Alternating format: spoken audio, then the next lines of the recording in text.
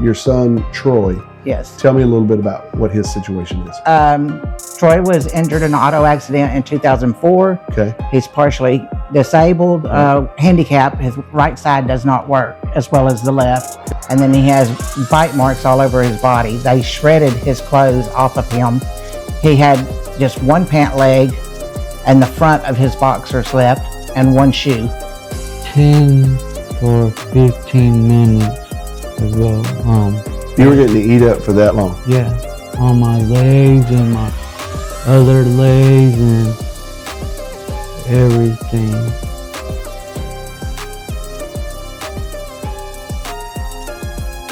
You are listening to the East Texas Banner right here at easttexasbanner.com. We've got the privilege and yet kind of an unfortunate situation here with Miss Cindy Goynes.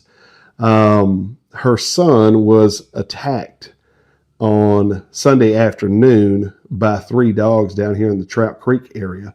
And Miss Cindy, I really appreciate you taking time with me and sitting down and kind of telling the story of what happened. So kind of walk me through it, if you will. He went walking down our road. He walks usually every day, several miles. He walked down the road. He was on his way back home, and he was still on the road in front of our property, down at the end of our property, when the 3 dogs attacked him, got him on the ground, and was just mauling him. Really? Yes. Okay. So what kind of dogs were these? Do you know? I don't know what they are. He said it was like a medium-sized dog, a little bit smaller dog, and a little bit smaller. So there were 3 different sized dogs. I don't know what they are. I haven't went down there. So your son, Troy. Yes. Tell me a little bit about what his situation is. Troy was injured in an auto accident in 2004. Okay. He's partially disabled, handicapped. His right side does not work as well as the left. Okay. He walks every day, miles. That's really the only thing he has that he can do independently. I mean, he does other stuff, but that gives him a sense of purpose. He's not able to drive and all, so he walks and gets exercise and keeps his legs and all moving by doing that. Okay. So this is common practice. This is not like the first time he walked. No, he's done it for 20 years. Wow. Okay. So at this point, do we know first of all, how is Troy doing? Because, did he go to the hospital? What happened? Yes. We went to the hospital. He was taken by ambulance. He was given a tetanus shot. They cleaned some of the wounds on his face and his wrist because he has a puncture under both eyes and on his wrist.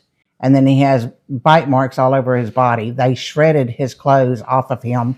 He had just one pant leg and the front of his boxers left and one shoe. He's lost his partial that he has artificial teeth in his mouth. Okay. He's lost that. We can't find it. So he's got to go and have another one made. Wow. And so we go back to the doctor today for another checkup. He's on antibiotics. Right. And he's dealing with a lot of stuff. Roughly how many bites would you estimate? Oh, I would say at least probably 6 bites besides all the other where their teeth drug down his body. Okay. Wow. Tearing his clothes off, that's pretty aggressive. Yes. Do we know the status of the dogs at this point? I think they are still down the road in a fenced-in area. I'm not sure. Like I said, I haven't gone down there. Okay.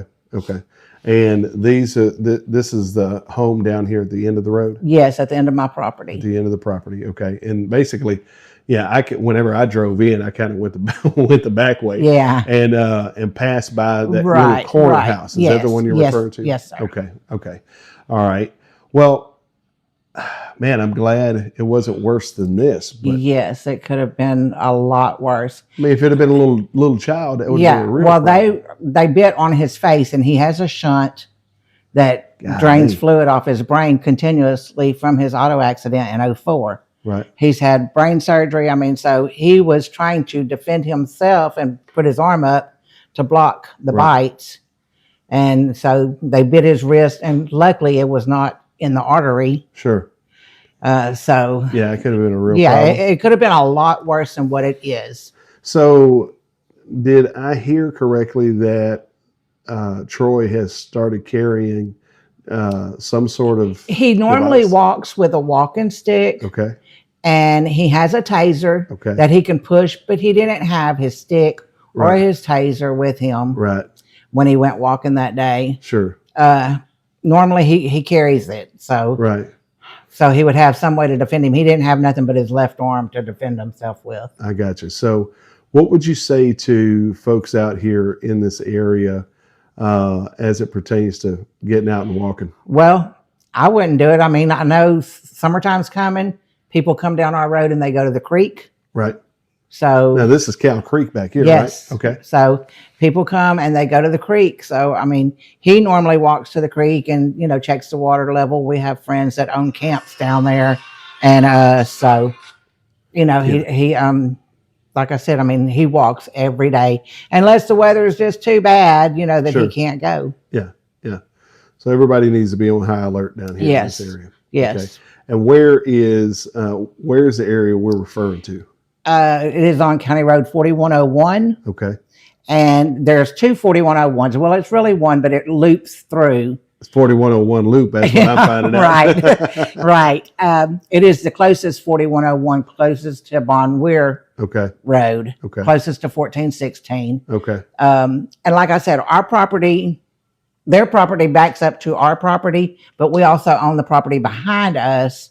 So it's like we have like a section past them also that we own, Right. that's fenced in and with a barbed wire fence. And that's where Troy was, Okay. in front of our property I got you. on the road. I got you.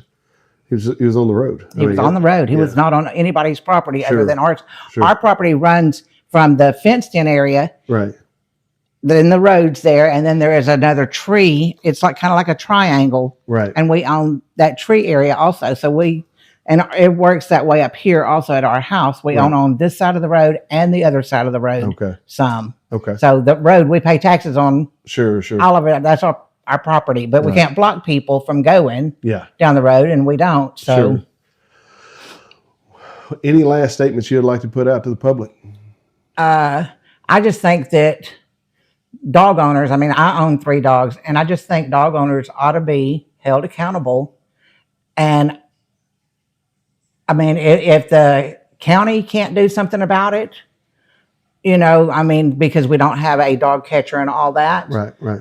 then I think the law should have to citate them with a ticket or something. Sure. I mean, here he's got to buy pants, teeth, Yeah. besides Medical. all the medical stuff. I mean, yeah, he has insurance, but still, and nothing can be done. So what do we do? Wait until somebody's killed Right. before something's done about it? I mean, and I'm an animal lover, Sure. but you got to take care of your animals and keep them. You don't. There's no law that says you have to have them in a fenced-in area, but you've got dogs that are running after people, then you should have them put up. Sure. If not, put down then. Well, and the other part is this, once a dog attacks someone, at what point does the animal be deemed vicious? Right. And it was a pack. I mean, it was 3 of them. It wasn't one Yeah, dog. right. And, you can say, well, I don't think they meant to kill him, but if you look at his clothes that are shredded, Yeah. they meant business. Yeah, no doubt. They meant business. Ms. Goynes, I really appreciate you sitting down with us. Thank you. Thank you. So we are sitting here with Mr. Troy. He was the victim of the dog attack on Sunday, correct? Yes. So when you went out for a walk, what did they just run up to you? Yeah. Yeah. They Okay. run up to me. And you didn't have your cane? Taser or walking stick. Didn't have either one of those. Mm. And so they just jumped on you, knocked you down.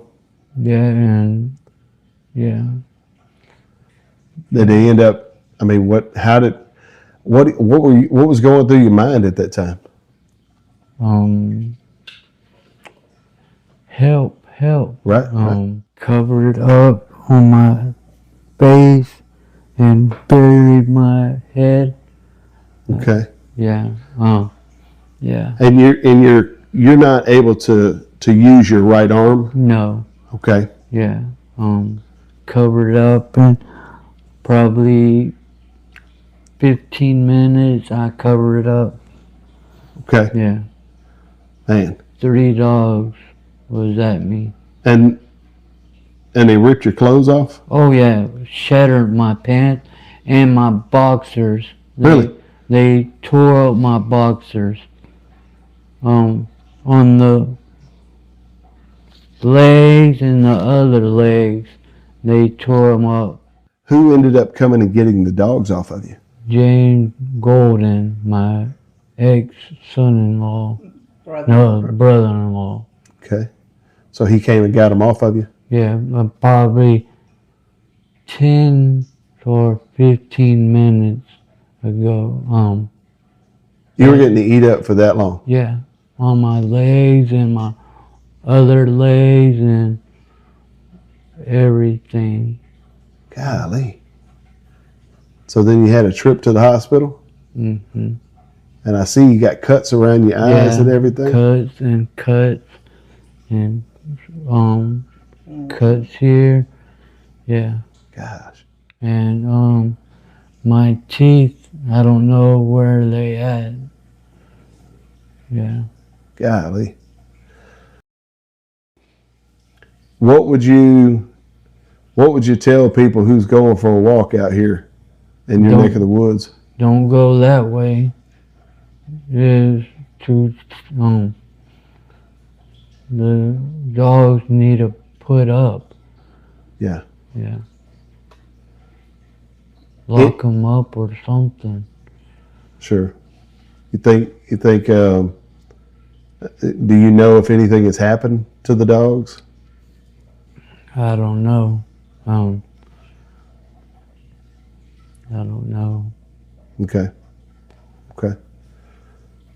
Is there anything you would like to tell the people who are watching?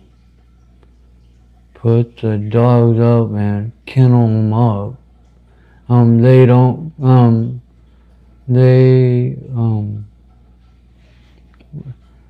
on our property, they come at me. So if you're on your property, they come after you? Yeah, on our property. Yeah. So you just encourage dog owners to take care of their animals and kennel them? Mm-hmm. Okay. Yep. Well, Troy, I really appreciate you sitting down with me, man. Thank you. Sorry this happened to you, brother.